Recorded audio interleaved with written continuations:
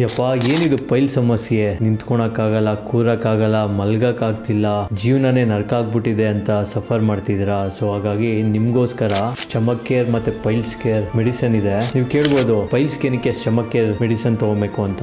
ನಿಮ್ಮ ಹೊಟ್ಟೆಯಿಂದನೇ ಪ್ರತಿಯೊಂದು ಕಾಯಿಲೆ ಬರೋದು. ನಿಮ್ಮ ಹೊಟ್ಟೆ ಚೆನ್ನಾಗಿದ್ರೆ ನಿಮ್ಮ ಎಂಟೈರ್ ದೇಹ ಚೆನ್ನಾಗಿರುತ್ತೆ. ಸೊ ಹಾಗಾಗಿ ಫಸ್ಟ್ ನಿಮ್ಮ ಹೊಟ್ಟೆನ ನೀಟ್ ಮಾಡ್ಕೊಬೇಕು. ಇದು ಕನ್ಸ್ಯೂಮ್ ಮಾಡಿದ್ರೆ ನೀವು ನೀಟಾಗಿ ಮೋಷನ್ಗೆ ಹೋಗ್ತೀರಾ. ನಿಮ್ಮ ಹೊಟ್ಟೆಲಿರುವಂತ ವೇಸ್ಟ್ ಎಲ್ಲ ಆಚೆ ಹೋಗುತ್ತೆ. ನಿಮ್ಮ ಹೊಟ್ಟೆ ತುಂಬಾ ಕ್ಲೀನ್ ಆಗಿರುತ್ತೆ. ನೀವು 3 ತಿಂಗಳು ತಗೊಂಡ್ರೆ ಕಂಪ್ಲೀಟ್ ಆಗಿ ಪೈಲ್ಸ್ ಸಮಸ್ಯೆಯಿಂದ ಮುಕ್ತಿ ಪಡಿತೀರಾ. ನೀವು 3 ತಿಂಗಳವರೆಗೂ ಕಾಯೋದೇ ಬೇಡ. ಜಸ್ಟ್ ಡೇ 1 ಅಲ್ಲೇ ನಿಮ್ಗೆ ರಿಸಲ್ಟ್ ಕಾಣಿಸುತ್ತೆ. ಆದ್ರೆ ನೀವೇನಾದ್ರು ರಿಸಲ್ಟ್ ಬಂತು ಅಂತ ಮಧ್ಯದಲ್ಲೇ ಸ್ಟಾಪ್ ಮಾಡಿದ್ರೆ ತಿರ್ಗಾ ಪುನಃ ಬರುತ್ತೆ.